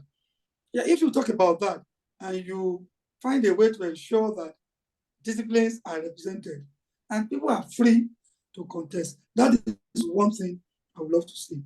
The second one, to the upcoming colleagues and those who are still even our bracket, let us put service in the first front. We've lost that direction. It's about what is the need for me. And part of it is why people spend horrendous. Like I said, I did not have to pay to clear people's indebtedness. And for those who will remember, who are my age and whatever, when you bring it up, I will insult the person. I will insult the person and say, you are not ashamed. But if you say you have put boss down, you want to put well, you will get that from so many people. It doesn't matter. You have accommodation, you want to have drinks and all of that, fine. But not that you come with a list of your indebtedness and say I should go and pay. If I do that, then I'm not going to serve. So we're not any different from national politicians. It has become business. So we must make sure that, one, we're not talking ethnicity, we're not talking geographical location, we're talking professional disciplines. We also must see it as service. There are benefits in service. I served as commissioner, special advisor, and president. A lot of people felt I was dumb because I did not come out to be a multimillionaire. But what I get out of respect and satisfaction, and this money cannot get, is just enormous. So those two things are the things I would love to see. Thank you very much, our past president. You just hit the nail on the head. And I assure you, I'm not saying it because you are here. I have been a very strong advocate to stop that. And in the next council, I assure you, I will bring a memo for that. We must stop this issue of people paying dues for people. If you belong to an association, I belong to the American Society of Civil Engineers, nobody pays dues for anybody. We vote online, we don't even know who contests the election. People cannot belong to organizations waiting for people who are contesting the election. How do you hold them accountable if they don't perform? You can't hold them accountable. Why would somebody pay for conference fees for you? Why would somebody pay for your registration, for your membership dues? Why would somebody pay for hotel for you, give you hotel to attend conference because you want to vote for the person in an election? I believe it has to stop. We have to come up with a law. I will punish anybody that demands that. I think even politicians, those contesting election, anybody that does that for anybody should be disqualified because the person is not coming for service. Yeah. That should be brought to the council. And I assure you, we are going to do that so that we can bring some kind of sanity to this to the profession. Thank you very much. I want to sincerely thank you once again, Engineer Ademola Isaac Olorunfemi, for being our guest today.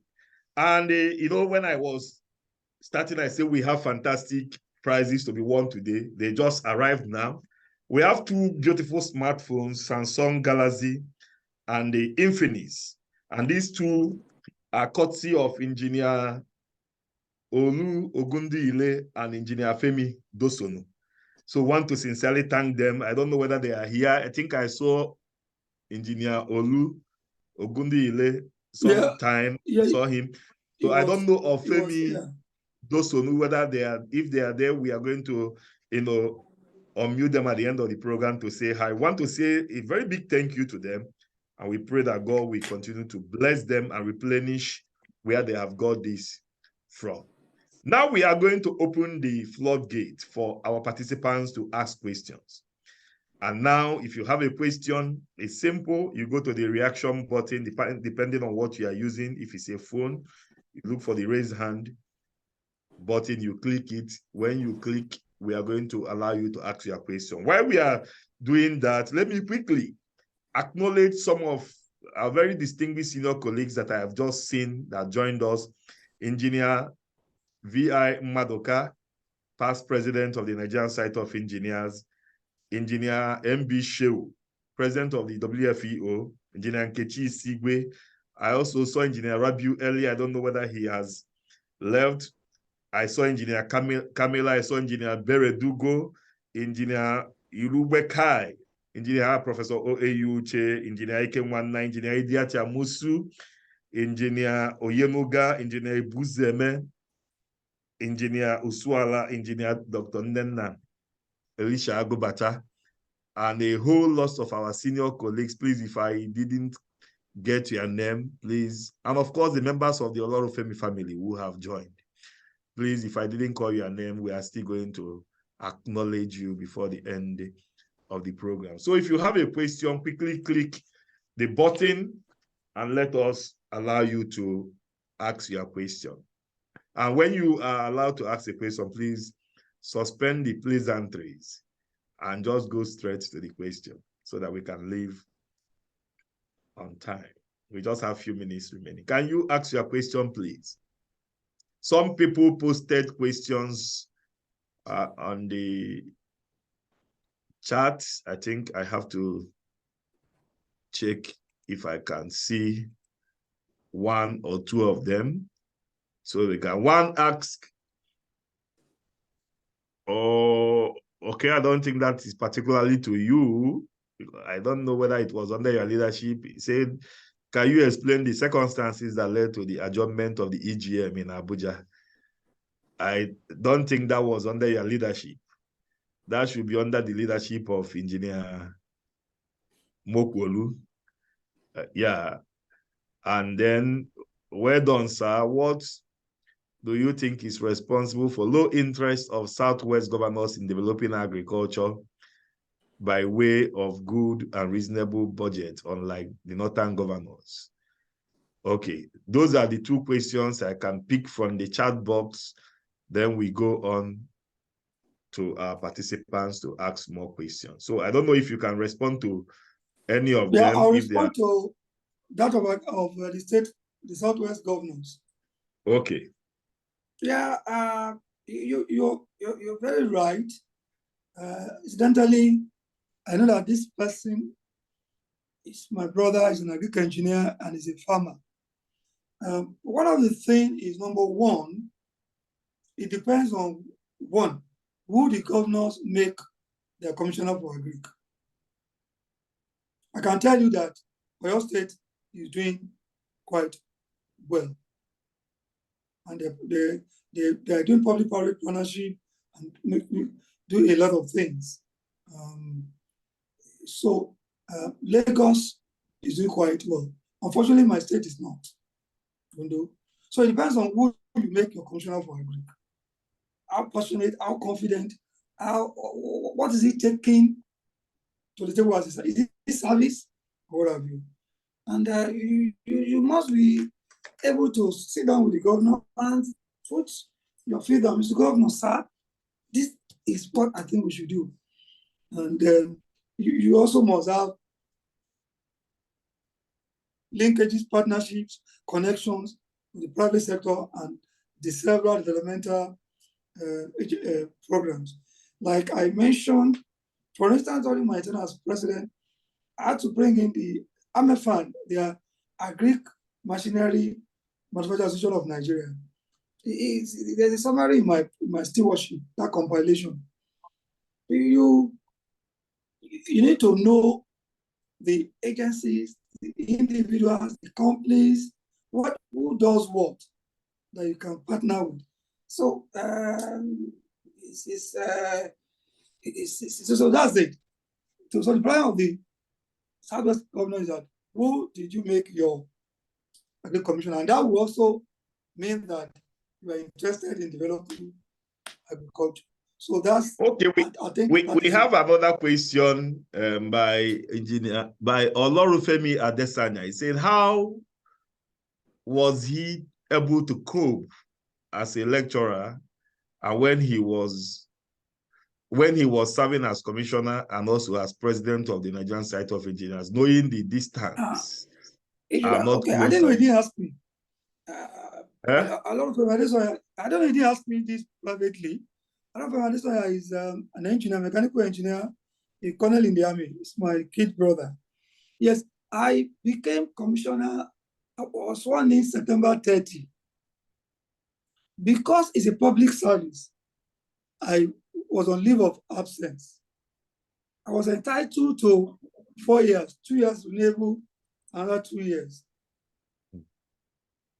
But when I became president, and the governor, appointed me as special advisor on agriculture, because then I won't be around. We only in Abuja, so I was on leave of absence from Polytechnic for 6 years. The Polytechnic was even kind enough, against the book, they took action and gave me additional 2 years. So I was away from 2011 to 2017. I was not earning salary, but my position was reserved for me. And that really helped me as president, because government does not recognize service to professional bodies as public service. So I was on leave of absence as commissioner and then as special advisor. And I was able to leverage on that. I only visited the Polytechnic to say thank you once, and I think another occasion for graduation, to show appreciation and show support. So sorry, I was on leave of absence without pay, and my position was there.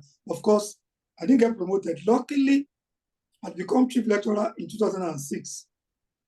The only thing that was meaning was that I'd not finished the steps. So I lost 6 steps, but there was no promotion to aspire to. So that was how it was possible. It was a good thing for me that God did for me. Another evidence that God loves me. I've noted that. Okay, I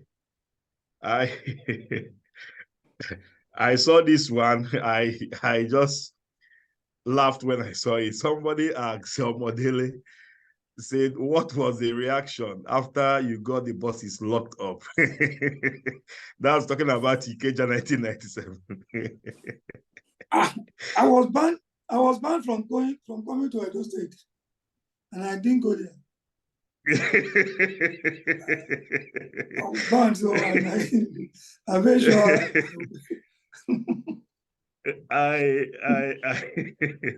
All right, let me leave it there.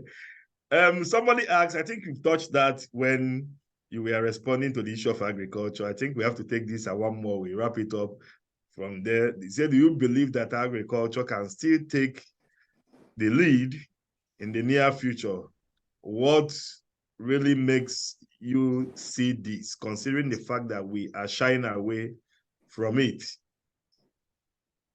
Yeah, it can. I will take that with Patrick Obidoyin.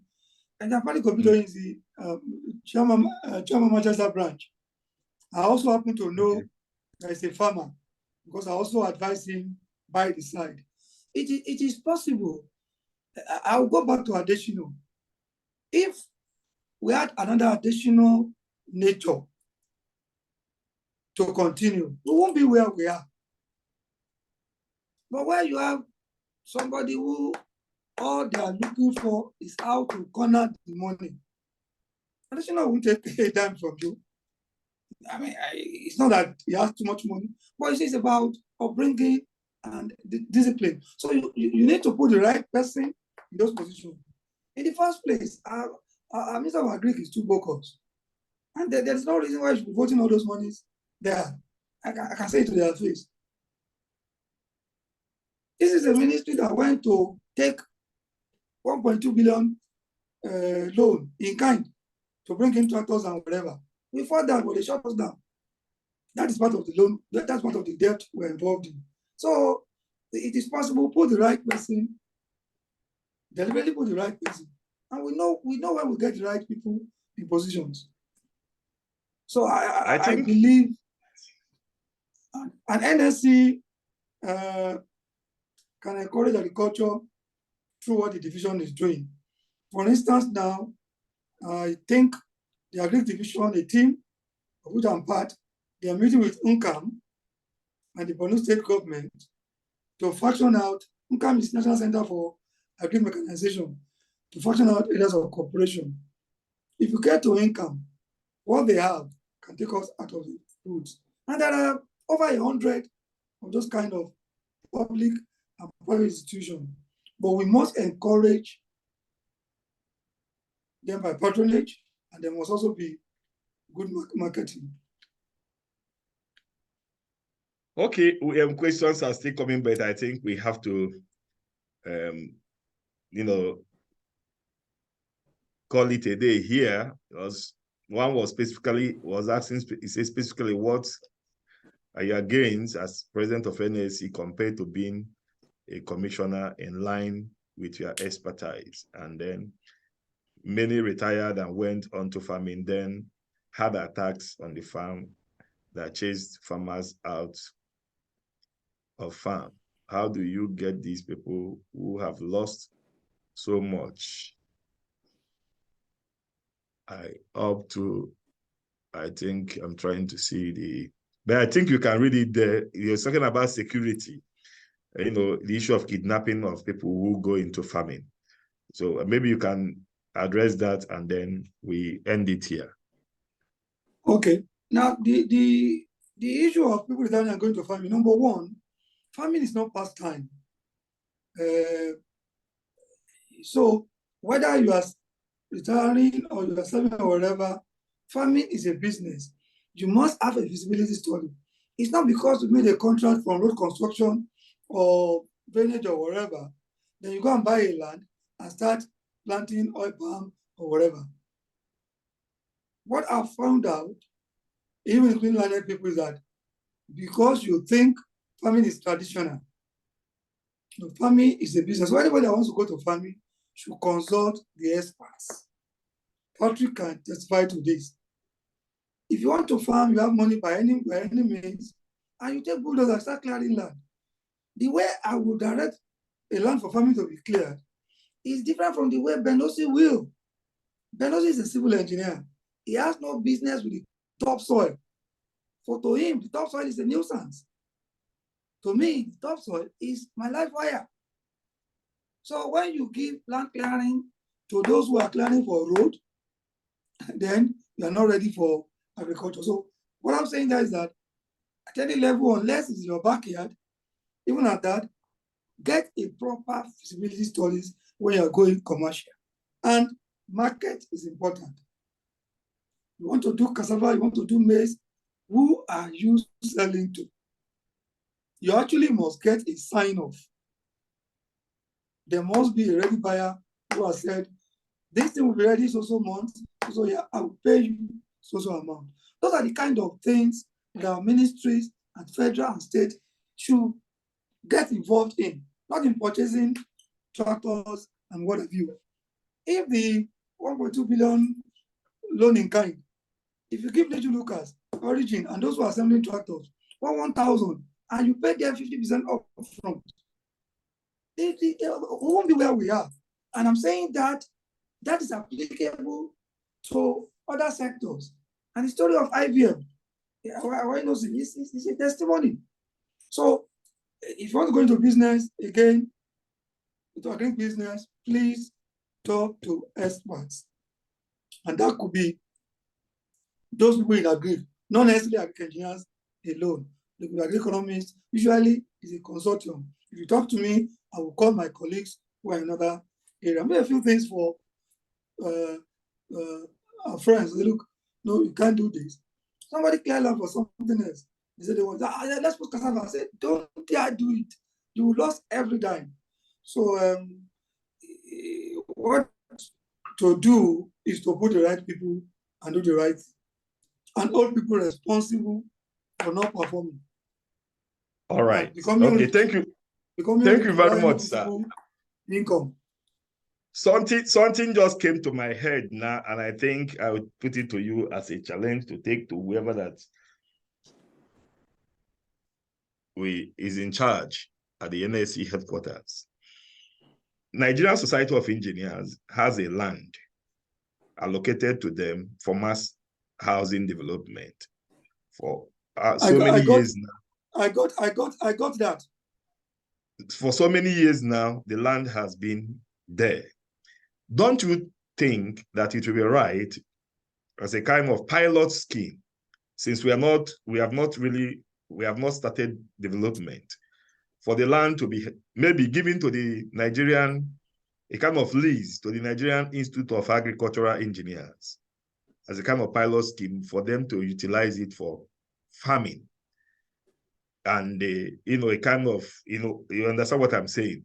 In the meantime, until we are ready to make use of the land for the purpose for which it was allocated, at least we can prove to the world that we can be able to, deploy a mechanized agriculture, any kind of, agricultural system that can be effective, and so I can properly utilize the land.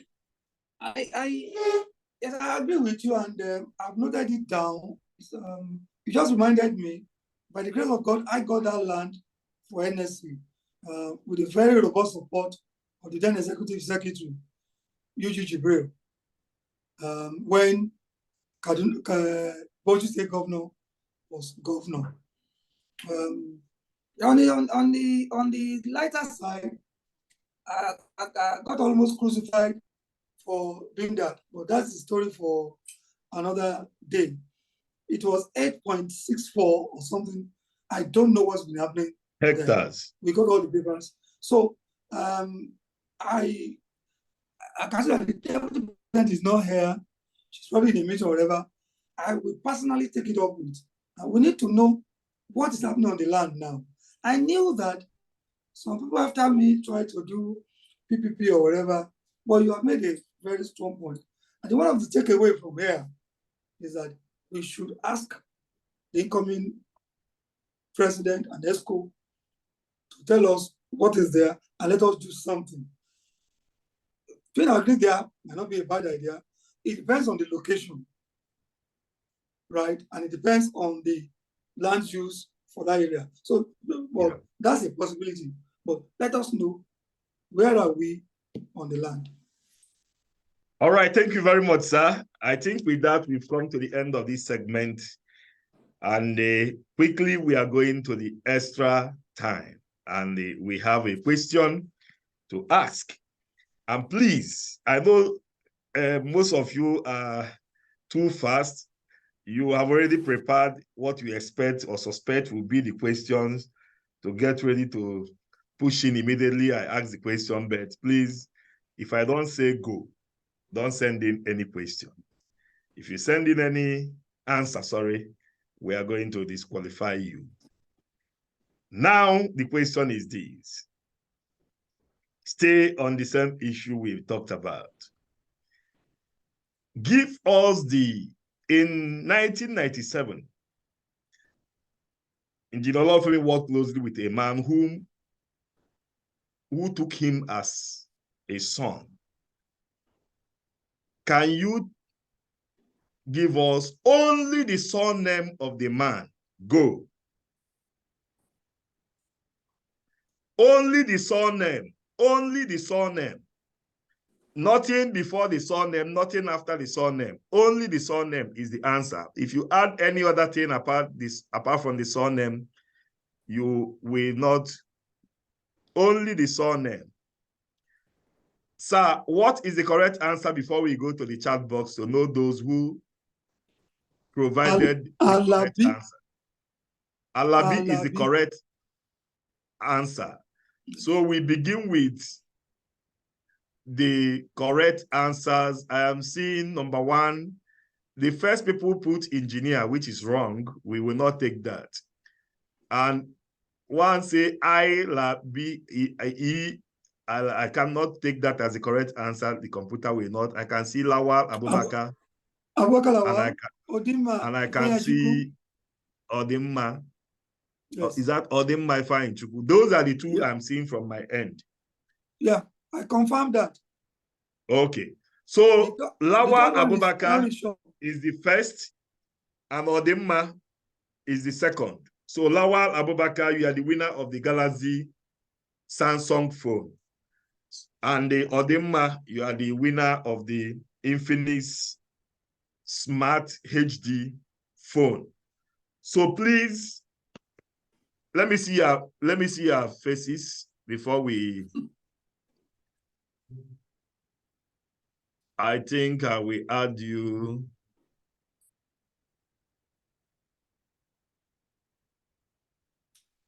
Where is the next person? Odimma. Okay. Add. All right, please, can you unmute? Lawal, unmute.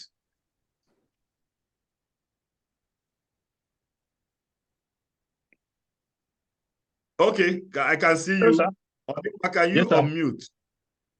Okay, I'm on mute now, sir. All right, a big congratulations to two of you. And as we always do, we appeal to you, please. These prizes cannot stay beyond 3 working days. Today is Friday, before Wednesday next week. If you don't come to collect them, we are going to give them to the next people in line. We still have a recording of this. We go to the list of the people that got the correct answers, and we give to the next person.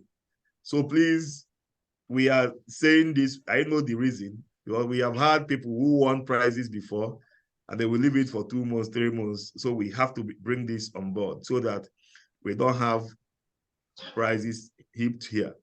So thank you very much once again, and congratulations to all of you who have participated today. We say a very big thank you to you. And then we want to once again thank our guest, Engineer Ademola Isaac Olorunfemi. It has been a very wonderful time with you, sir. I never knew that so much of these, activities took place in your life. And that's the essence of this program, so that we can also learn some of the, or hear some of the stories of our forerunners, which will be a source of inspiration to those coming behind them. Congratulations, and we wish you many more fruitful years. Happy birthday. Yesterday was your birthday. I know you have not finished the cake. When you come into Abuja for the conference, we are going to continue from that. So we thank you and we wish you good luck in life. We know that God is not yet done with you. His love will not diminish in your life. It will continue to be faithful to you. Congratulations thus far for where he has taken you and all you have achieved in your life. We wish you many more fruitful years in your life. And to all our participants, we say thank you. And I still remain your host. Don't close yet, though. Permit me to take 30 seconds. Yeah. Okay. I'd like to thank Fnse for this great job. And I'd like to thank particularly all those who have found time to join. I want to thank you. I've actually mentioned a good number of them. President of the World, President Bishop, my twin brother, my daddy, President Matuka, my daddy, Pereduku, my big auntie, Gina Sigwe, she was here even before 3 o'clock. Ditto, my auntie, Gina Idiat Amosu, my Oga, Gina Yunuga. There's my brother from another mother, way back from Canada, Engineer Professor Mike Ngadi. He's been here all the while. My former in-law, Engineer Indi Usoro, I saw her, and so many. And I'd like to thank my engineer Olorunfemi and Engineer Femi Dosmu. I've known these two people since 1973. Little wonder they would bend double even in these very challenging times. I saw Bottom Barry, I saw Felicia Agubata, my sister, and so many. My siblings were here, and I saw my son Boyega. I suspect my wife is there with him. I'm not sure they're both in school. I'm grateful, I'm honored. Thank you so very much. If I've not mentioned you, it is not because you're not important. You're very important. And for the past day, which is yesterday, so many of them. Thank you all. God bless you all. Thank you very much, sir, once again. And I remain your host, Engineer Ben O.C. Oko, signing out. See you inside the arena next time. Thanks and God bless you. And I wish you, if we don't see before Christmas, we wish you Merry Christmas. But definitely we are going to see before the new year. Thank you and God bless you.